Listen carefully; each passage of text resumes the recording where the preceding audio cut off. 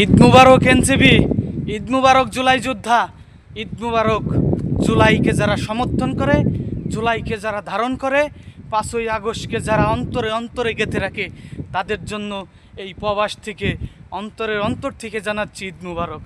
আর যারা এই জুলাই সনদকে মানতেছে না, জুলাই সনদকে অস্বীকার করতেছে, জনগণের গণভোটকে অস্বীকার করতেছে, তাদেরকে মুদ্রাবাদ।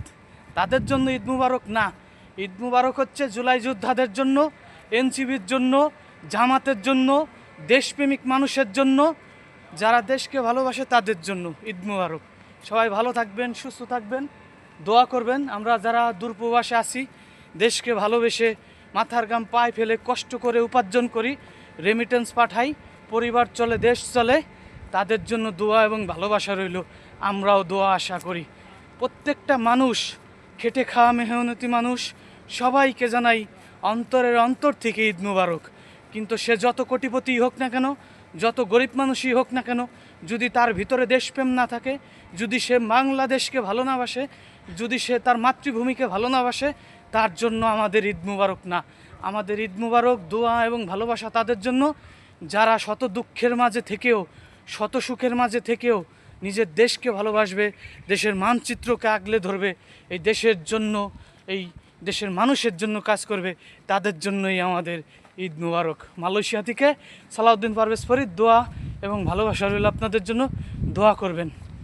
যারা জোর করে মানুষের অর্থ আত্মসাৎ করতে চায়, চাঁদা উঠায়, সন্ত্রাসী করে, দুর্নীতি করে, ধর্ষণ করে, ওদের জন্য আল্লাহর দরবারে ফরিয়াদ করি, এই ঈদের আনন্দ যেন ওদের জীবনে না আসে, ওদেরকে তুমি এই পৃথিবীর থেকে উঠিয়ে নাও। দোয়া এবং ভালোবাসা রইল, দোয়া করবেন। আমি রাস্তা দিয়ে হেঁটে যাচ্ছি, দেখছেন কত সুন্দর। আজকে মালয়েশিয়া ঈদ, কিন্তু নসিবে ঈদের নামাজটা হয় নাই, পড়তে পারি নাই। কাজ করি তো, সকাল 7টার থেকে ডিউটি সন্ধ্যা 7টা পর্যন্ত। আর এমনই সাইট, এমনই সিস্টেম, ওখানে হয় না, মানে হসপিটাল তো রেখে আসার মতো সিস্টেম নাই, ডিপার্টমেন্ট, যে কারণে আসলে করতে পারি নাই। তারপরও সবার প্রতি ভালোবাসা এবং দোয়া রইল।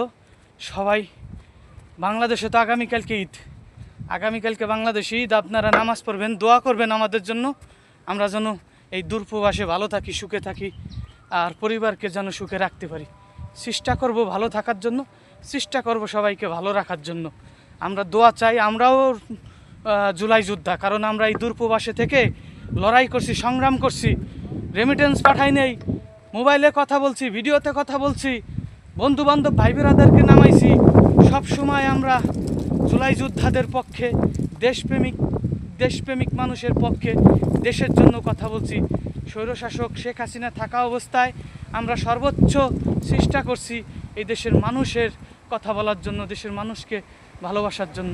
সবাই ভালো থাকবেন, সুস্থ থাকবেন, আল্লাহ হাফেজ।